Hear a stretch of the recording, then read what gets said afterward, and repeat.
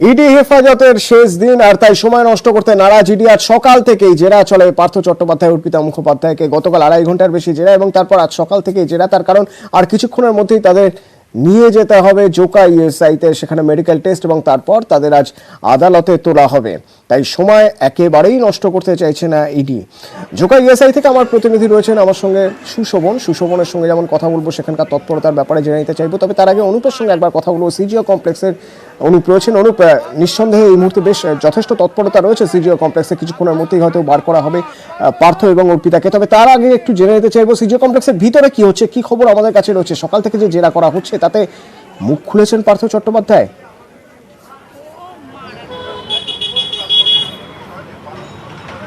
তবে আজকে কিন্তু ইডি হেফাজতের মেয়াদ শেষ হচ্ছে এবং আজকেই তাদেরকে পার্থ চট্টোপাধ্যায়, অর্পিতা মুখোপাধ্যায় দুজনকে কিন্তু আদালতে তোলা হবে।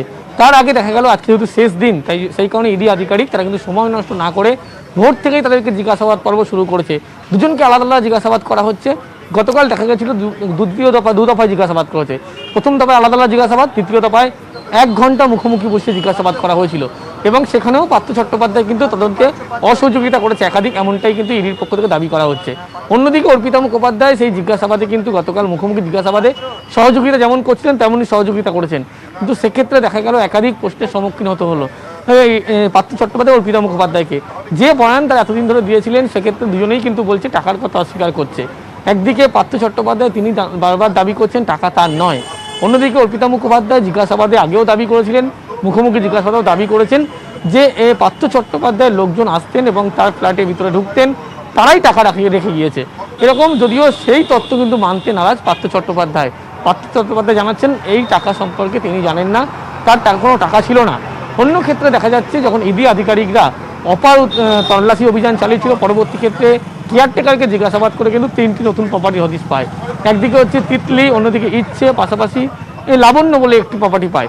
সেই সমস্ত প্রপার্টির উৎস কোথা থেকে, অর্পিতা মুখোপাধ্যায় কোথা থেকে নিয়েছিলেন, সেখানে কি পার্থ চট্টোপাধ্যায় কোনো টাকা দিয়েছিলেন নাকি পার্থের মারফত কেউ দ্বিতীয় কোনো ব্যক্তি টাকা দিয়েছিলেন, এরকম একাধিক তথ্য উঠে এসেছে। একাধিক ব্যক্তি কিন্তু ইডির নজরে। একদিকে পার্থ চট্টোপাধ্যায় জামাই, তিনি যেমন ইডির নজরে আছেন, পার্থ চট্টোপাধ্যায়ের মেয়ে তাকেও কিন্তু ইডির নজরে রেখেছে।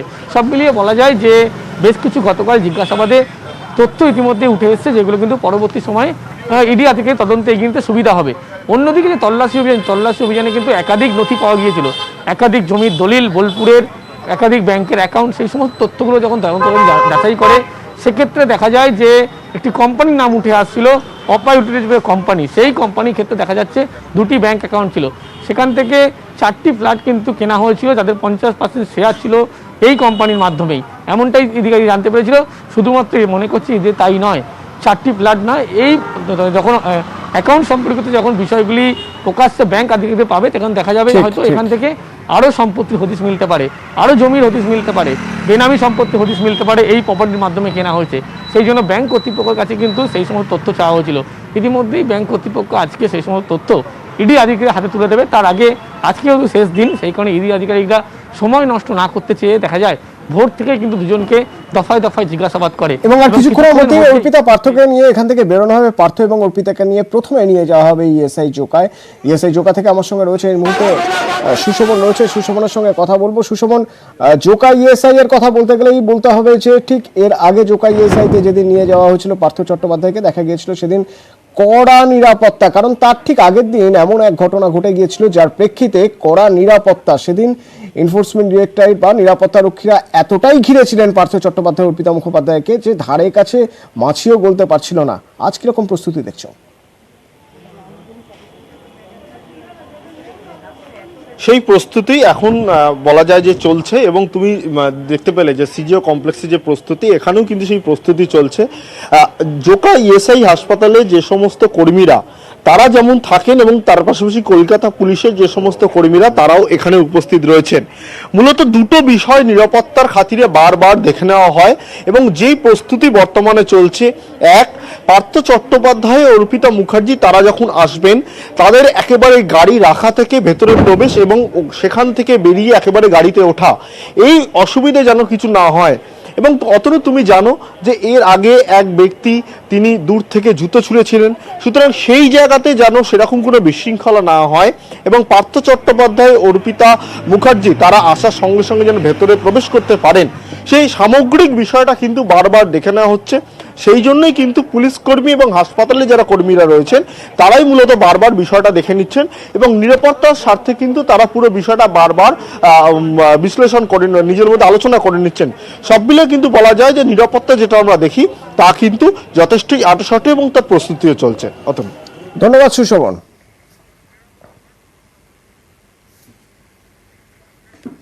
এবং এরই পাশাপাশি যে খবরে নজর রাখতে হবে আমাদের নয়াদিল্লিতে, কারণ মমতা বন্দ্যোপাধ্যায় নয়াদিল্লিতে আজ গুরুত্বপূর্ণ বৈঠক, প্রধানমন্ত্রী মুখ্যমন্ত্রী বৈঠক, যে বৈঠক আজ দুপুরের এই বৈঠকের দিকে নজর রয়েছে সারা দেশের। তার কারণ কেন্দ্র রাজ্য সংঘাতের যে আবহ তার মাঝেই এই বৈঠক ঠিক কতটা ফলপ্রসূ হতে পারে, যে বৈঠকে রাজ্যের দাবি দাওয়া নিয়ে আলোচনার কথা বলা হচ্ছে সেই আলোচনা কত দূর এগোতে পারে, যে পরিস্থিতি তৈরি হয়েছে যেখানে বারবার বলা হচ্ছে যে সেটিং করতে যাচ্ছেন বা সেটিং করতে গিয়েছেন মমতা বন্দ্যোপাধ্যায়, যেখানে রাজ্য বিজেপি নেতারা বলছেন, যেখানে সিপিএম বলছে এই একই কথা, সেই বৈঠক নিয়ে জানবো। নয়াদিল্লি থেকে সরাসরি প্রতিনিধি রাজীব আমার সঙ্গে রয়েছে। রাজীব, প্রথমে একটু জেনে নিতে চাইব এই বৈঠকের প্রেক্ষিত যেমন আমি বললাম ঠিক সেরকম ভাবেই দিল্লিতে বিজেপি যে রাজনৈতিক দলগুলি রয়েছে তারাও নিশ্চয়ই এই বৈঠক নিয়ে ভাবনা চিন্তা করছে, তাদের বক্তব্য একটু জানতে চাইবো। তবে তার আগে আজকের এই বৈঠক সম্পর্কে আমাদের কাছে কি খবর রয়েছে একটু জেনে নিতে চাইবো তোমার থেকে। দেখো, প্রথমেই তোমাকে জানিয়ে রাখি, আজ বিকেল 4:30টার সময় প্রধানমন্ত্রী নরেন্দ্র মোদীর সঙ্গে রাজ্যের মুখ্যমন্ত্রী মমতা বন্দ্যোপাধ্যায়ের একটি বৈঠক হবে এবং তারপর মুখ্যমন্ত্রী যাবেন সন্ধ্যে 6:30টার সময় রাষ্ট্রপতি দ্রৌপদী মুর্মুর সঙ্গে সৌজন্য সাক্ষাৎ করতে। আমি এর আগে মুখ্যমন্ত্রী মমতা বন্দ্যোপাধ্যায় যতবারই দিল্লি এসেছেন ততবারই তিনি চেষ্টা করেন প্রধানমন্ত্রীর সঙ্গে দেখা করার এবং রাজ্যের যে দাবি দেওয়া রয়েছে এখনো পর্যন্ত রাজ্য সরকার সূত্রে যে খবর আমরা পাচ্ছি তা হলো সব মিলিয়ে 97,000 কোটি টাকা, যে টাকার অঙ্ক বুঝতেই পারছো বিপুল অঙ্কের টাকা, এই টাকা রাজ্য সরকার কেন্দ্রীয় সরকারের কাছ থেকে পাবে, বকেয়া রয়েছে। এছাড়াও রয়েছে জিএসটি বাবদ বিপুল অঙ্কের টাকা। সব মিলিয়ে রাজ্য সরকার চালাতে গিয়ে তাদের আর্থিক যে তহবিল সেই তহবিলে টান পড়ছে। মুখ্যমন্ত্রী এই বিষয়টিকে সামনে রেখেই মূলত প্রধানমন্ত্রীর সঙ্গে দেখা করবেন। এছাড়াও কেন্দ্র রাজ্য সম্পর্ক আরো কিভাবে মজবুত করা যায় এই বিষয়গুলি নিয়ে আলোচনা হবে।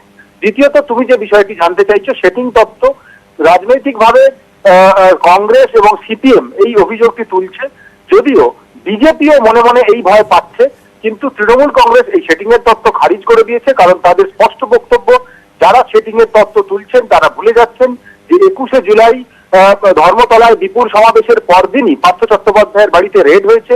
তারা ভুলে যাচ্ছেন যে সিআইডি তদন্তকারী দল দিল্লিতে আসার পর তাদের তদন্তে বাধা দেওয়া হয়েছে এবং শুধু তাই নয়, রাজ্য সরকারের সঙ্গে কেন্দ্রীয় সরকারের সম্পর্ক দীর্ঘদিন ধরে একটা দ্বন্দ্বের আবহ রয়েছে। এই পরিস্থিতিতে সেটিং এর তথ্য খাটে না বলে তৃণমূল কংগ্রেস দাবি করছে, যদিও এই পাল্টা অভিযোগ নিয়ে কিন্তু চাপান উত্তর রাজনৈতিক মহলে রয়েছে।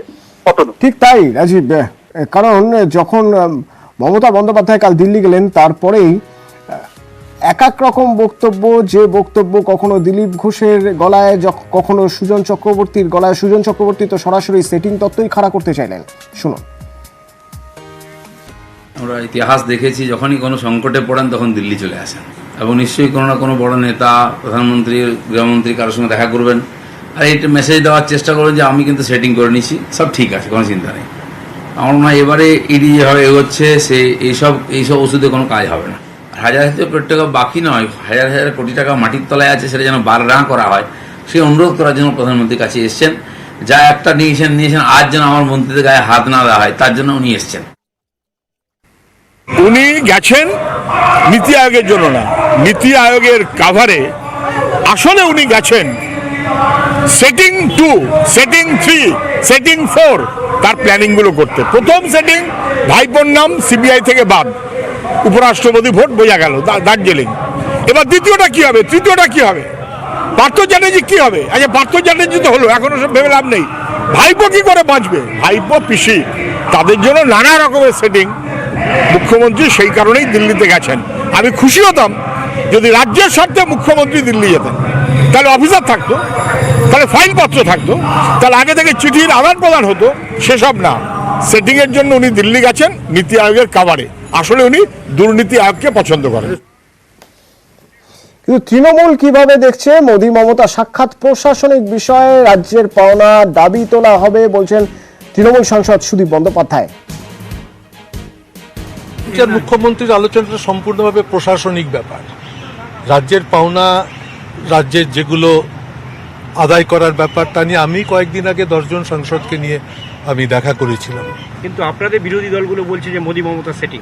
আমি পশ্চিমবাংলার বিরোধী দলগুলোকে একটাই কথা বলি, এত কিছুর মধ্যেও তো সম্প্রতি একটা আসানসোলের লোকসভাতে ভোট হলো, 3,03,000 ভোটে হারল। 6টা মাস একটু মুখে কুলু বেটে থাকে। আমি তো চাইছি মালিকতলার বিধানসভার ভোটটা এই ইস্যুতেই হয়ে যায়, যে মোদী মমতার প্যাক্ট আছে কি নেই, বা মমতার প্রতি বিশ্বাস আছে কি নেই। কত ভোটে কলকাতা শহরে হারিয়ে দেওয়া যাবে মমতা ব্যানার্জির নামে, সেটা আরেকবার প্রমাণ করে দেবো। অভিযোগ উঠেছে, অভিভাবকরা অভিযোগ তুলছেন যে শিক্ষিকা তিনি আসেন না, ফলে পড়ায় ছাত্রছাত্রীদের পড়াতে হয় রান্না যিনি করেন তাকেই। তিনি দীর্ঘদিন ধরে পড়িয়ে আসছেন এবং অনিয়মিত আসেন শিক্ষিকা, এবং যে বাচ্চাদের খাবার দেওয়া হয় সেই খাবারও অত্যাধিক নিম্নমানের, বিভিন্ন সময় খাবারের মধ্যে পোকাও মেলে বলে অভিযোগ তুলছেন পরিবারের সদস্যরা বা অভিভাবকরা। তাদের দাবি এই অবস্থা না ফেরালে বাচ্চাদেরকে স্কুলে পাঠানোর সমস্যা হচ্ছে। তারা ভয়ে বাচ্চাদেরকে স্কুলে পাঠাতে পারছেন না বা অঙ্গনওয়াড়ি সেন্টারে পাঠাতে পারছেন না। তার কারণ এটাই যে যেহেতু শিক্ষিকা আসেন না, রান্নার মাসি যেহেতু পড়ান ছাত্রছাত্রীদেরকে, সেক্ষেত্রে বাচ্চাদের নিয়ে সমস্যা হচ্ছে তাদের। এই কারণেই তারা অভিযোগ তুলেছেন যে এই সেন্টারে, অর্থাৎ এই অঙ্গনওয়াড়ি সেন্টারের হাল ফেরানো হোক, খাবারের মান ভালো করা হোক এবং শিক্ষিকাকে প্রতি নিয়মিত আসতে হবে স্কুলে, এই দাবি তুলেছেন অভিভাবকরা। সব্যসাচী। একদম অনিরুদ্ধ, অনেক ধন্যবাদ। স্কুলের বাথরুম নোংরা, খাবার জলের ব্যবস্থা নেই, নানান অভিযোগে মালদার হবিপুরে শামু হেমব্রম স্কুলে বিক্ষোভ। সেবক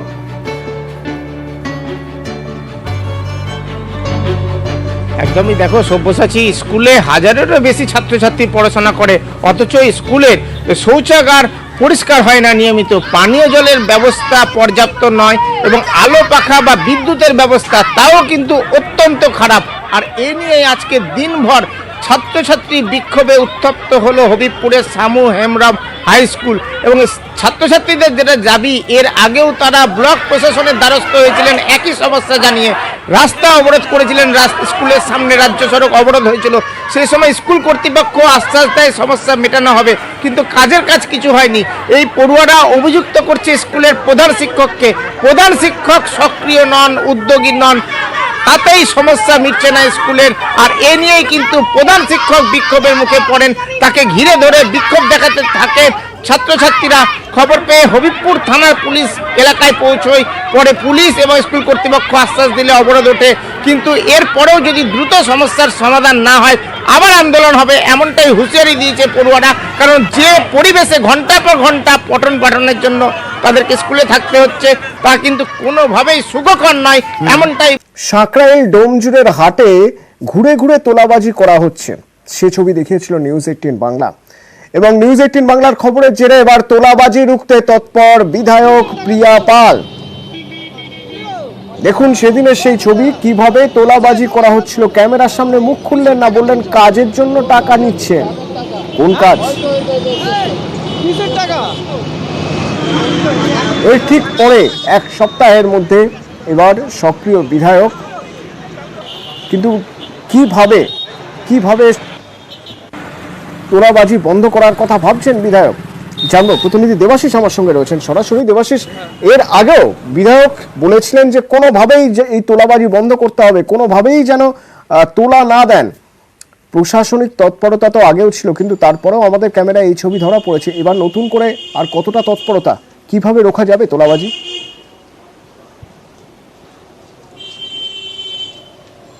দেখো, অবশ্যই প্রিয়া পাল কিন্তু প্রথম দিনই আমাদের জানিয়েছিলেন বিধায়ক, তিনি বলেছিলেন যে এইভাবে কারোর নাম করে, অর্থাৎ বিধায়ক বা দলের নাম করে তোলা বা যে কেউ যদি ক্রাইম করতে এসে তোলা চায় সে কিন্তু সম্ভব নয়, সেটা করতে দেওয়া যাবে না। ফলে এরপরে তিনি উদ্যোগী হন এবং পুলিশের সঙ্গে কথা বলেন। প্রাথমিকভাবে বিধায়কের তরফ থেকে যেটা করা হয়েছে সেটা হচ্ছে প্রত্যেক শুক্রবার এই অঙ্কুরাটি আলমপুরি এলাকায় হাট বসে এবং আজও সেই সকাল থেকে যখন হাট বসে সেই হাটে এসে বিধায়কের যে লোকজন রয়েছেন, অর্থাৎ তার যে দপ্তরের লোকজন, তারা সেখানে আছেন। প্রত্যেক ব্যবসায়ীকে তারা আশ্বস্ত করেন, তাদের ফোন নাম্বার দিয়ে যান, বিধায়কের ফোন নাম্বারও দিয়ে যান, যে কোনো রকম কেউ টাকা চাইতে এলে যেন সরাসরি তাকে ফোন করা হয়। এবং সেখানে অর্থাৎ পুরো এই হাটগুলিতে পুরো ব্যানার পোস্টারিং করে দেওয়া হয়, কোনো রকমভাবে টাকা তোলা যাবে না, দল বা বিধায়কের নামে কোনো রকম টাকা নেওয়া যাবে না, বা কোনো ইস্যুতেই ব্যবসায়ীদের থেকে টাকা নেওয়া যাবে না, এই ব্যানার দিয়ে যায়। এবং প্রশাসন তার পাশে থাকবে, অর্থাৎ বিধায়ককে একটি ফোনে জানালেই সঙ্গে সঙ্গে কিন্তু পুলিশ প্রশাসন পৌঁছবে।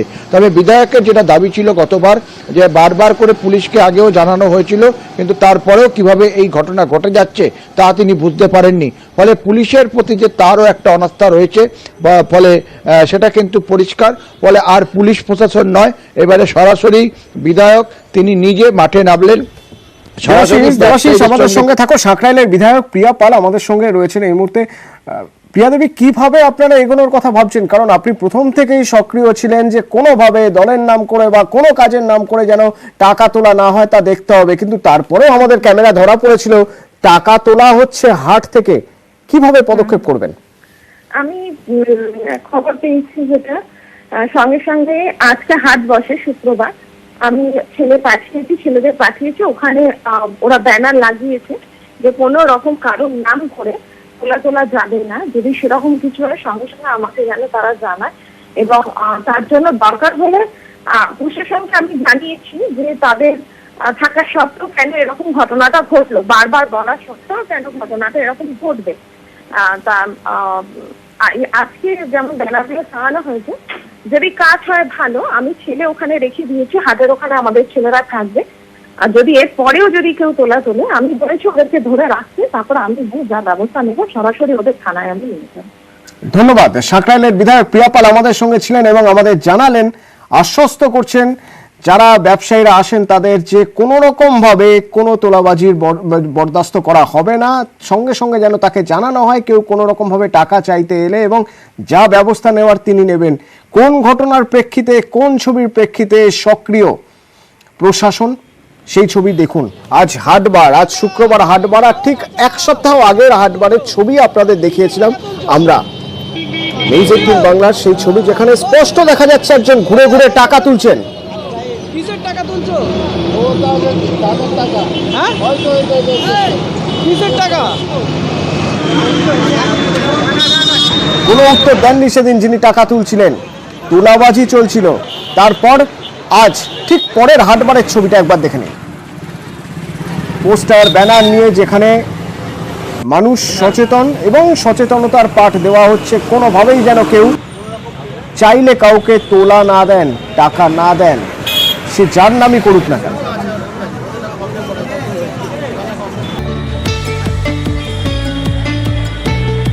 দেখো, হরিহরপাড়ার যে আলেনগর প্রাথমিক বিদ্যালয় রয়েছে, আজকে প্রায় ঘন্টা দুয়েক তালা বন্ধ করে শিক্ষকদেরকে এবং ছাত্রদেরকে বন্ধ করে দিয়ে কিন্তু বিক্ষোভ দেখান গ্রামবাসীরা। তাদের দাবি যে স্কুলের সামনেই রয়েছে একটি পুকুর, এবং সেই বর্ষার সময় সেই পুকুর কিন্তু জলে টইটুম্বুর, এবং তার ফলে কিন্তু যে কোনো সময় বিপদ ঘটে যেতে পারে। যেহেতু ছোট ছোট বাচ্চারা এবং প্রাথমিক বিদ্যালয়ের ছোট ছোট বাচ্চারা পড়াশোনা করে, তারা খেলতে খেলতে অনেক সময় এই পুকুরে নেমে যায়, এবং যেহেতু কোনো রকম বাউন্ডারি নেই, যে কোনো সময় বিপদের কিন্তু আশঙ্কা করছেন, এবং তাই যাতে অবিলম্বে কিন্তু এই প্রাচীর দেওয়া হয় স্কুলের মধ্যে, তারই দাবি নিয়ে কিন্তু আজকে প্রায় 2 ঘন্টা ধরে কিন্তু স্কুলে তালা মেরে কিন্তু বিক্ষোভ দেখাতে শুরু করেন। এবং এই বিক্ষোভের খবর পেয়েই সঙ্গে সঙ্গে জয়েন্ট বিডিও থেকে আরম্ভ করে থানার আইসি এবং তোমার অবর বিদ্যালয় পরিদর্শক তারা কিন্তু ছুটে আসেন, এবং তারা বলেন যে গ্রামবাসীদের সঙ্গে কথা বলেন এবং তাড়াতাড়ি যাতে এই প্রাচীর দেওয়া যায় তার জন্য কিন্তু আশ্বাস দেন, এবং দিন 15-র মধ্যে যদি প্রাচীর না দেওয়া হয় তাহলে কিন্তু বড় করে বৃহত্তর আন্দোলনের নামা হবে বলে কিন্তু গ্রামবাসীদের পক্ষ থেকে হুমকি দেওয়া হয়েছে। প্রণব, তোমার কাছে পরে আবারও আসবো। আর এদিকে পূর্ব বর্ধমানের কেতুগ্রামের চরখি এলাকায় রাস্তা সারাইয়ের দাবি, প্ল্যাকার্ড নিয়ে রাস্তায় বসে প্রতিবাদে ছাত্রছাত্রীরা। রণদেব। হ্যাঁ দেখো সব্যসাচী, স্কুল যাওয়ার একমাত্র যে রাস্তা, সেই রাস্তা বেহাল। আজ 1 বছর ধরে বেহাল রাস্তায় পড়ুয়ারা যেতে পারছে না, কারো হাত পা ভেঙে যাচ্ছে। রাস্তা সারাইয়ের দাবিতে আজকে প্ল্যাকার্ড নিয়ে 100 ছেলে মেয়ে তারা কিন্তু রাস্তায় বসে গেল। 6 নম্বর রাজ্য সড়কে, কাটোয়া থেকে বীরভূমের একমাত্র যোগাযোগকারী সড়ক, সেখানে প্রায় 4 ঘন্টা ধরে অবরোধ চলল। অবরোধের একটাই ছাত্রদের দাবি ছিল যে বিডিওকে আসতে হবে এবং তাকে প্রতিশ্রুতি দিতে হবে, নাহলে আমরা স্কুল যেতে পারছি না। পরে ঘন্টা দেড়েক পর বিডিও ঘটনাস্থলে আসে এবং বিডিও আসার পরে যে গ্রামবাসীদের দাবিতে বিডিও কিন্তু বেহাল রাস্তার অবস্থা দেখে এসে প্রতিশ্রুতি দেয় যে আগামীকাল থেকেই রাস্তা সারাই হবে এবং তোমরা স্কুলে যেতে পারবে। পড়ুয়ারা মাইক দিয়ে ঘোষণা করে যে না, আমরা অবরোধ তুলে নিলাম। অবরোধ উঠে যাওয়ার পরে পরে কিন্তু স্থানীয় বাসিন্দারা এক পঞ্চায়েত উপপ্রধানের ওপর চড়াও হয়। বিক্ষোভরত যে পঞ্চায়েত উপপ্রধানকে বিক্ষোভকারীরা বলে যে আপনার দোষেই কিন্তু এই রাস্তা আজকে সারানো হয়নি। 1 বছর আগে বন্যা হয়েছিল, সেই বন্যায় রাস্তা ভেঙে গেছিল, সেই নদী বাঁধের উপরে বাঁধ ছাড়াই হলেও কিন্তু